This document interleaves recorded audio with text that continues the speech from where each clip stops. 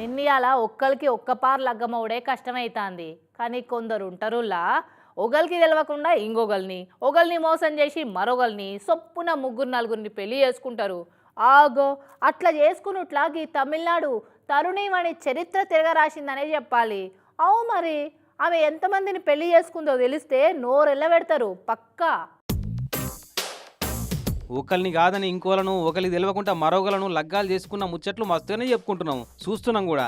కానీ ఇగో ఏకంగా half century కొట్టి ఆల్ టైమ్ పెళ్లిల రికార్డుల వేటల ఆల్ ఇండియా ఫస్ట్ ఉందట. ఈ తమిళనాడు తిరుపూర్ కాడ పోలీసు వాళ్ళకు పట్టుబడ్డ సంధ్య అనేట ఆమె.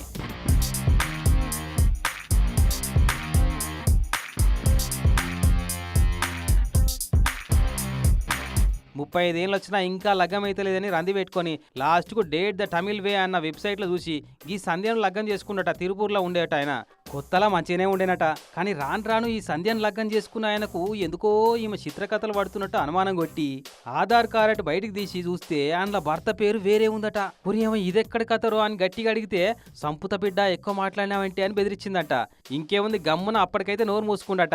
ఇక పొయ్యా మోసం అనుకుంటా పోలీస్ స్టేషన్కి పోయి కేసు పెడితే పోలీసు వాళ్ళు సంధ్యమ్మ గారిని పట్టుకొచ్చి ఎంక్వైరీ చేస్తే అమ్మగారి హిస్టరీ చూసి మైండ్ బ్లాస్ట్ అయినంత పనైందట పోలీసు వాళ్ళకు. అప్పటికే 50 మందిని నమ్మించి లగ్గాలు చేసుకొని పట్టుమని 10 రోజులు కూడా ఉండకుండా నగలు పైసలు పట్టుకొని జంప్ అవుతుందని తేలింది. గమ్మతి ముచ్చట ఏంటంటే మోసపోయిన 50 మందిలా ఒక డిఎస్పీ, ఒక సిఐ, ఒక ఎస్ఐ, ఒక పెద్ద ఫైనాన్స్ వ్యాపారి కూడా ఉన్నారట. కానీ 50 మందిని ఇంత అల్కగా ఎట్లా పల్టీ కొట్టించిందో వాళ్ళందరూ మోసపోయినామన్న ముచ్చట ఎందుకు బయట పెట్టలేదో చిత్రమే అనిపిస్తుంది.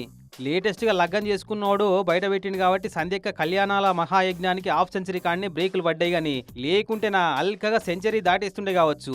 ఇగో గిట్లుంటారు కొందరు మహాముదురు కేసులు. మొగోళ్ళే అనుకుంటే వాళ్ళకు మేమేం తక్కువనా అన్నట్టే దూసుకపోతున్నారు కదా పెళ్లిళ్ళ పేరు మీద మోసాలు చేసే మహిళా మణిమాణిక్య రత్నాలు కూడా.